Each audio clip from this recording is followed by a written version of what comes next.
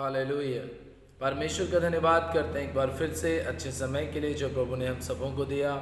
और मैं आप सबों का हमारे जयवंत मिनिस्ट्री बाजपुर के यूट्यूब चैनल पर मैं आप सबों का हार्दिक स्वागत करता हूँ। प्रियो, उम्मीद करता हूँ कि आप एकदम ठीक होंगे और परमेश्वर के अनुग्रह और उसके सामर्थ्य में बरकरार बने होंगे। प्रियो, आज मैं परमेश्वर के वचन के द्वारा एक बार फिर से आप लोगों के बीच में उपस्थित हुआ हूँ और आज मैं आप सबों को बता देना चाहता हूँ कि परमेश्वर के चेलों ने, प्रभु यीशु मसीह के चेलों ने यीशु मसीह से एक शिकायत की और वो शिकायत ये थी कि यूहन्ना ने अपने चेलों को प्रार्थना करना सिखाया है, ऐसे ही प्रभु यीशु मसीह आप भी हमें प्रार्थना करना सिखाइए। और यीशु मसीह ने उनसे कहा, ठीक है, मैं तुम्हें प्रार्थना करना सिखाऊंगा, पर जो प्रार्थना करना मैं तुम्हें सिखा रहा हूं उस प्रार्थना के ऊपर तुम्हें बहुत ध्यान देने की जरूरत है। याद रखिएगा, प्रभु यीशु मसीह उन्हें प्रार्थना करना सिखाता है और जब प्रार्थना करना सिखाता है तो उनसे एक बात जो बहुत ही अच्छी तरीके से कहता है वो ये थी कि तुम इस रीति से प्रार्थना करना। कौन से? उस तरीके से प्रार्थना करना जिस तरीके से मैं तुम्हें सिखा रहा हूं। इस प्रार्थना में कोई मिलावट मत करना, इस प्रार्थना के अंदर कोई अन्य बातों को मत रखना। लेकिन आज मैं आपको बता देना चाहता हूं कि हमारे आज ईसाई समाज ने अपने मनमानी प्रार्थनाएं परमेश्वर के सामने रखना शुरू कर दिया है। वो इस रीति से प्रार्थना नहीं करते जिस रीति से प्रभु यीशु मसीह ने कहा था। जैसे प्रार्थना प्रभु यीशु मसीह ने हमें करना सिखाया, हम उस प्रार्थना को अपनी जरूरतें पूरी परमेश्वर के सामने रखने के बाद, अपनी सारी डिमांड परमेश्वर के सामने रखने के बाद, अपनी सारी बातें, क्या मांगना है, क्या छोड़ना है, क्या चाहिए, ये सारी चीजें प्रभु के सामने रखने के बाद, आमीन करने के बाद फिर हम उस प्रार्थना को करते हैं जो प्रार्थना प्रभु यीशु मसीह ने हमें करने को सिखाई थी। प्रियो, सोचिए आप कि यीशु मसीह कौन सी प्रार्थना करता होगा जब वो पूरी पूरी रात परमेश्वर से बातें करने में और प्रार्थना करने में समय बिताया करता था। वो कौन सी प्रार्थनाएं रही होंगी? जहां तक मैं समझता हूं कि यीशु मसीह लगातार पूरी पूरी रात जब वो प्रार्थना में समय बिताता था तो उस समय परमेश्वर से एक ही बात वो बार बार कहता होगा कि प्रभु, किसी ना किसी तरीके से हो सके तो प्रभु मेरे इन बच्चों को बचा लेना। प्रभु से वो प्रार्थना में समय बिताने में ये लगातार कहता होगा कि हे परमेश्वर, योजनाओं को हम बनाना शुरू करते हैं कि मैं कैसे अपने बेटों को, मैं कैसे अपनी बेटियों को मैं शैतान की गुलामी से छुड़ा सकूं, मैं शैतान की आजादी से उन्हें निकाल सकूं। मैं समझता हूं कि जब यीशु मसीह पूरी रात प्रार्थना करता होगा, वो शैतान के ऊपर षड्यंत्र रचने के लिए प्रभु से लगातार प्रार्थना करता होगा। और लिखा है कि जब गतसमनी के बाग में प्रभु यीशु मसीह प्रार्थना कर रहा था, उसने अपने लिए प्रार्थना की, अपने चेलों के लिए प्रार्थना की, अपनी कलीसिया के लोगों के लिए प्रार्थना की। लेकिन आज कलीसियाओं के लोगों की प्रार्थना किस तरीके से हो चुकी है ये हम सब अच्छी तरीके से जानते हैं। जी हाँ, आज हमारा YouTube पर इस वीडियो को जो मैं आपको दे रहा हूं, शायद कुछ लोगों को मेरा मैसेज आज बुरा तो लगेगा लेकिन आशीष में जरूर होगा। मेरे YouTube आज इस मैसेज का थंबनेल अगर आपने देखा होगा तो वहां पर उस थंबनेल में मैंने इस बात को बताया है कि ईसाइयों ने प्रार्थना को बर्बाद कर दिया है। ईसाइयों ने प्रार्थना को व्यापार का अड्डा बना दिया है, बिजनेस का एक जगह तैयार कर ली है और यीशु मसीह के सामने नियम व शर्तें लागू कर दी हैं। हम सब जानते हैं, बहुत सारे विश्वासी लोग हैं, आज वो इस बात को बोलते हैं, क्या कहते हैं कि प्रभु मेरे जीवन में ये चमत्कार कर दे, मैं तब तुझ पर विश्वास करूंगा। और मेरे जीवन में प्रभु मेरे पास गाड़ी नहीं है, मुझे गाड़ी दिला दे, मैं तब तुझ पर विश्वास करूंगा। प्रभु मेरे अंदर कैंसर है, इस कैंसर को खत्म कर दे, मैं तब तुझ पर विश्वास करूंगा और मैं जानूंगा कि तू ही जिंदा परमेश्वर है। पहले अपनी डिमांड परमेश्वर के सामने रख रहे हैं, अपने नियम व शर्तें लागू कर रहे हैं परमेश्वर के लिए, फिर कह रहा है प्रभु अब मैं तुझ पर विश्वास करूंगा। और जबकि प्रभु यीशु मसीह ने प्रार्थना करते समय मत्ती रचित सुसमाचार 6 अध्याय और उसके 9 वचन में इस बात को बताया है, लिखा है यहां पर, अतः तुम इस रीति से प्रार्थना किया करो, हे हमारे पिता तू जो स्वर्ग में है, तेरा नाम पवित्र माना जाए। आज मैं कर्ज में हूं, मैं बीमार हूं, मैं परेशान हूं, मैं किराए पे रहता हूं, प्रभु मेरी इन सारी चीजों की जरूरतों को पूरा कर दे, मैं तब तुझसे प्रार्थना करूंगा और मैं अपनी जिंदगी पूरी तेरे सामने रख दूंगा। आज हम इस बात के लिए प्रार्थना कर रहे हैं, लेकिन हम ये प्रार्थना क्यों नहीं कर रहे कि हे स्वर्गीय पिता तू जो स्वर्ग में है, तेरा नाम पवित्र माना जाए, तेरा राज्य आए और तेरी इच्छा जैसे स्वर्ग में पूरी होती है, इस पृथ्वी के ऊपर भी पूरी हो। जब हम जानते हैं कि स्वर्गीय पिता स्वर्ग में है, अगर आप उसका राज्य अपने जीवन में मांग लेंगे, तो बताइए मुझे कि जब आप परमेश्वर के राज्य को मांग लेंगे और पृथ्वी के ऊपर परमेश्वर का राज्य फैल जाएगा, तो वो आपको वो सारी चीजें क्यों ना देगा, वो सारी बातें क्यों नहीं देगा। आप उसके बेटे हैं, आप उसकी बेटियां हैं, और जब एक माँ बाप की छत्र छाया में जब उसके बच्चे रहते हैं ना, तो वो माँ बाप अपने बच्चों को राजकुमार और राजकुमारी के समान रखते हैं। उन्हें कोई चीज मांगने की जरूरत नहीं पड़ती है, उनका हक अधिकार पिता की सारी चीजों के ऊपर होता है, हर एक बात के ऊपर होता है। सोचिए एक मिनट के लिए कि जब आप कैंसर से छुटकारा मांग रहे हैं, आप धन की आशीष मांग रहे हैं, आप कर्जे से आज़ादी मांग रहे हैं, आप अपने किराए के घर से आज़ादी मांग करके अपने लिए घर मांग रहे हैं, आप मोटरसाइकिल मांग रहे हैं, आप कार मांग रहे हैं, आप प्लॉट मांग रहे हैं, आप जगह जमीन को मांग रहे हैं, तो सोचने वाली बात यह है कि आप तो डिमांड रख रहे हैं ना, परमेश्वर से मांग रहे हैं आप प्रभु से, लेकिन जब आप परमेश्वर के राज्य में चलना शुरू कर देंगे, तब आपको मांगने की जरूरत नहीं पड़ेगी, बल्कि आप अपने अधिकार से कुछ भी ले सकते हैं, क्योंकि प्रभु वो सब कुछ आपको दे चुका होगा जो आपके हक और अधिकार में है। वहां आपको मांगने की जरूरत नहीं पड़ेगी, क्योंकि एक राजकुमार अपने राजा से, अपने पिता से कुछ मांगता नहीं है, उसका जो मन करता है वो सब कुछ करता है, बशर्ते लेकिन उसे अपने पिता की मर्जी के अनुसार चलना पड़ता है।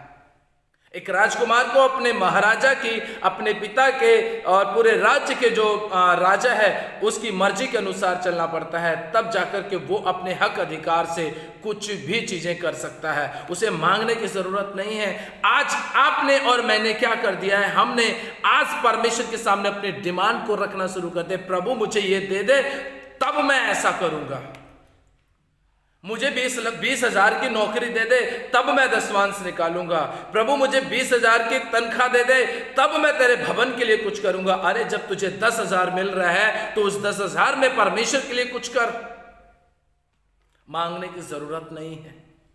प्रियो, लिखा है कि प्रभु तेरा राज्य आए, जैसी इच्छा तेरी स्वर्ग में पूरी होती है वैसे इस पृथ्वी के ऊपर भी पूरी हो। करोड़ों स्वर्गदूत परमेश्वर की मर्जी के अनुसार चलते हैं और वो करोड़ों स्वर्गदूतों से अपनी महिमा लेता है। सोचिए, जैसे उसकी महिमा और उसकी मर्जी, उसकी इच्छा स्वर्ग में पूरी हो रही है, ऐसे ही उसकी महिमा, उसकी इच्छा, मर्जी इस पृथ्वी के ऊपर भी पूरी होगी। तो आप मुझे एक बात बताइए, क्या परमेश्वर ने मुझे और आपको अपने बाद इस दुनिया का अधिकारी नहीं बनाया है? पूरे ब्रह्मांड का, पूरे स्वर्ग का, पूरे पृथ्वी का क्या हमें अधिकारी नहीं बनाया है? हम जैसा चाहें वैसा स्वर्गदूतों को आज्ञा देंगे और वो स्वर्गदूत करेंगे। क्यों? क्योंकि मैं और आप उनको बनाने वाले परमेश्वर के बच्चे हैं। स्वर्गदूत एक शब्द में हमारी बातें सुनेंगे, लेकिन हमने डिमांड परमेश्वर के सामने रख दी है और हम ये कहते हैं, प्रभु तेरी इच्छा स्वर्ग में पूरी होती है, पृथ्वी के ऊपर भी पूरी हो। कैसे पूरी होगी जब आप उसकी मर्जी को पूरा नहीं कर रहे हैं?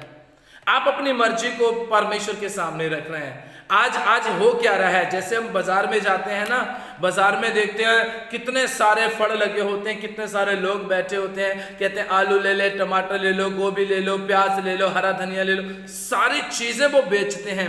ऐसे ही हम आज प्रभु से कह रहे हैं, प्रभु हम घुटनों पे आते हैं, हम तौबा पश्चाताप करते हैं, प्रभु हम तेरी नजदीकी में आते हैं, प्रभु मैं किराए पे रहता हूं, मुझे किराए से आजादी दे, मुझे अपना घर दे दे, प्रभु मैं कर्जदार हूं, मेरे कर्ज को दूर कर दे, प्रभु मैं बीमार हूं, मेरी बीमारी को चंगा कर दे, प्रभु मैं परेशान रहता हूं, मेरी परेशानी को दूर कर दे, मेरी पत्नी मेरे साथ सही नहीं रहती, मेरी पत्नी को ठीक कर दे, मेरा पति मेरे साथ सही नहीं रहते, मेरे पति को ठीक कर दे। हम ये सारी चीजें प्रभु के सामने रख रहे हैं। अरे क्यों रख रहे हैं प्रभु के सामने? प्रभु के राज्य में आ जाइए, परमेश्वर सब कुछ आपके लिए कर देगा।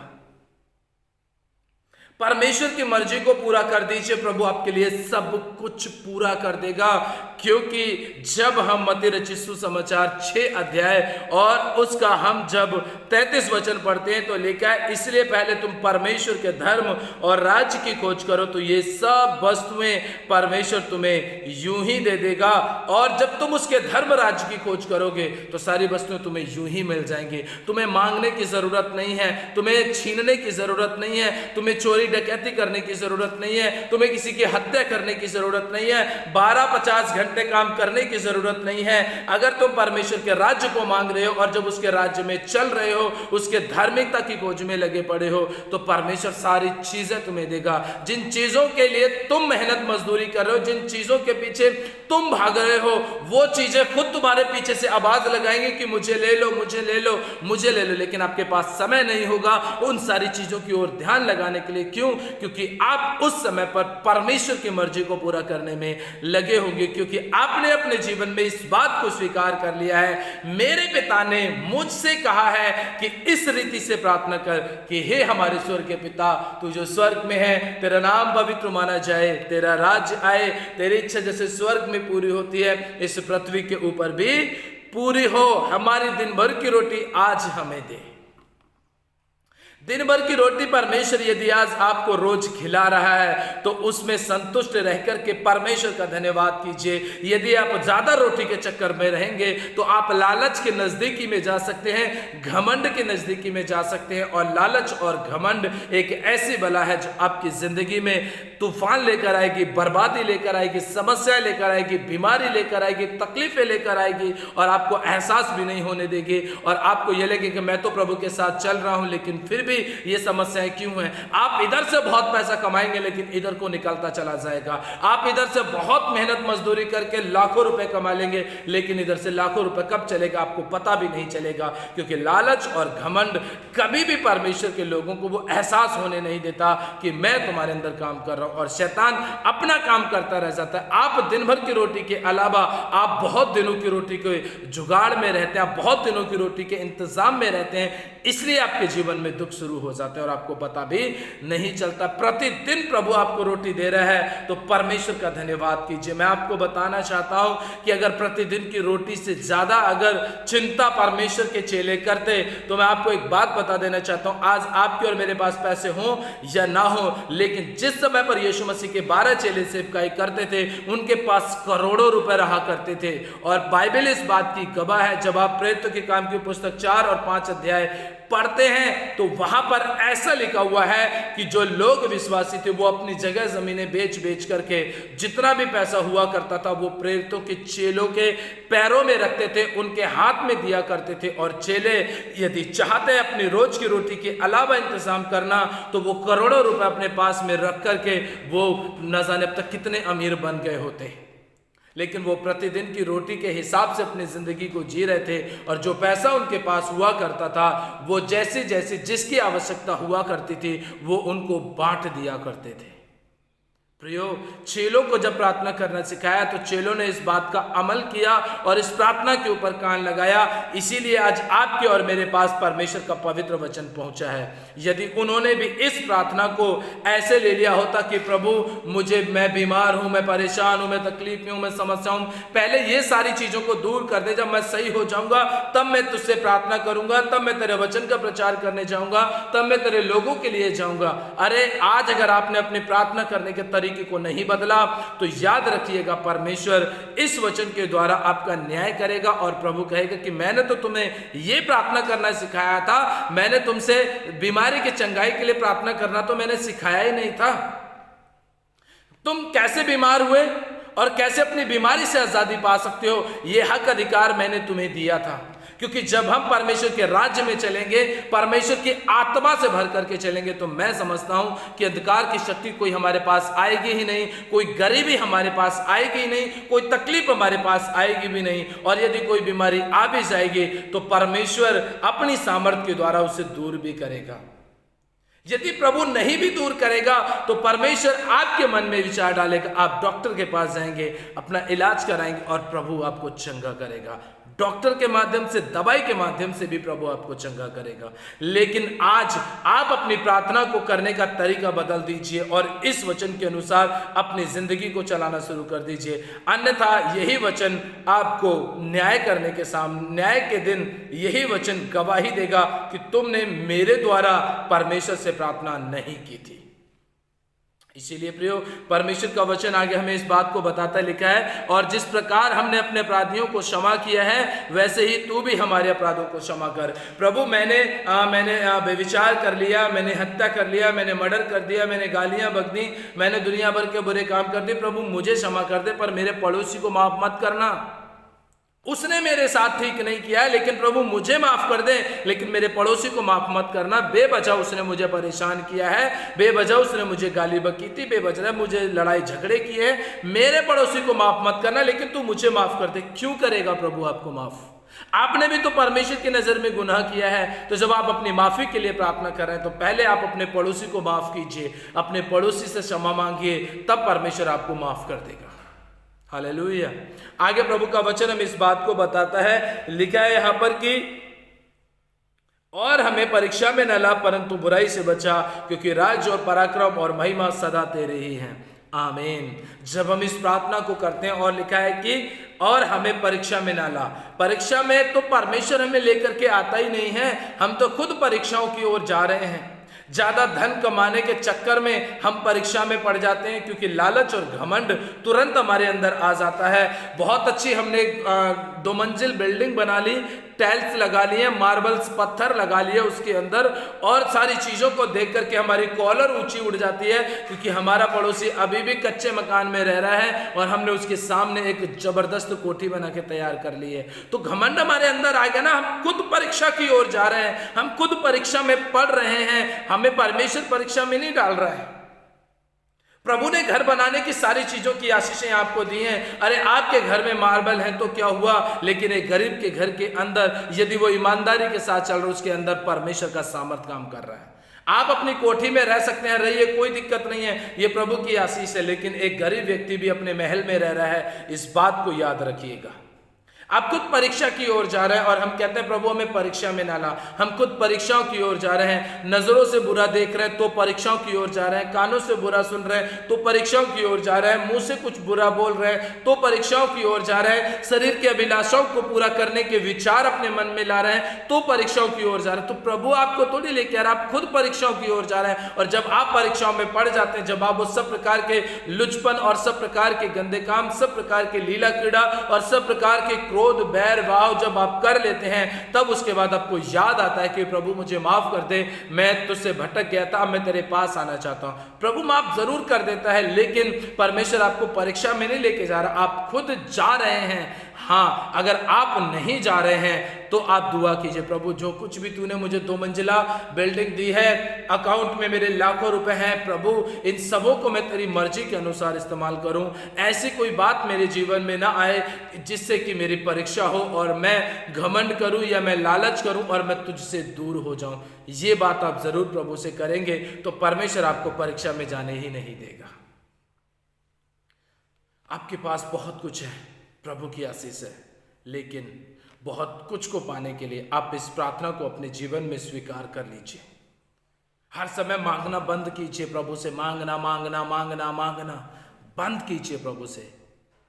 प्रभु मैं देना चाहता हूं, मैं तेरे राज्य के लिए कुछ करना चाहता हूं, मैं तेरे सुसमाचार के बीज को बोना चाहता हूं, मैं लोगों के लिए प्रार्थना करके तेरे वचन के द्वारा उनके जीवन में चंगाई का बीज बोना चाहता हूँ। मैं तेरे लोगों के अंदर प्रभु जो अंधकार में बैठे हैं उनके अंदर ज्योति का बीज बोना चाहता हूँ। परमेश्वर के वचन को बोना शुरू कीजिए, प्रभु आपको संभालना शुरू कर देगा। मांगना बंद कीजिए, देना शुरू कीजिए, परमेश्वर आपको आशीष देगा। इस प्रार्थना को अपने जीवन में एक आधार मान लीजिए और पूरे इस वचन के द्वारा अपनी जिंदगी को चलाना शुरू कर दीजिए। प्रभु आपके जीवन में काम करना शुरू करेगा। यदि आपको किसी भी प्रकार का कोई सवाल जवाब है तो आप स्क्रीन पर जो नंबर चल रहे हैं आप हमें व्हाट्सएप पर अपने प्रार्थना निवेदन भेज सकते हैं, अपने सवाल जवाब हमें भेज सकते हैं, या कमेंट बॉक्स में भी आप हमें अपने सवाल हमें भेज सकते हैं, अपने प्रार्थना निवेदन भी हमें भेज सकते हैं। तब तक के लिए आप अपना और अपने परिवार का ध्यान रखिए, प्रभु में खुश मगन और आनंदित बने रहिए। मांगना बंद कीजिए, प्रभु के लिए करना शुरू कीजिए। प्रार्थना में हर समय पर सब्जी मंडी की तरह पर व्यापार मत कीजिए, बल्कि प्रभु की इच्छा और मर्जी को अपने जीवन में पूरा कीजिए। आज अगर आपको यह वचन अच्छा लगा है, दूसरों तक आप शेयर कीजिए और इस वीडियो को ज़्यादा से ज़्यादा लोगों को शेयर कीजिए, इसे लाइक कीजिए, कमेंट कीजिए और हमारे चैनल को सब्सक्राइब कीजिए। तब तक के लिए आप अपना और अपने परिवार का ध्यान रखें। आप सबों को प्रभु यीशु मसीह के सामर्थी और अनुग्रहकारी और उद्धारकर्ता के नाम में सभी को दिल से जय मसीह।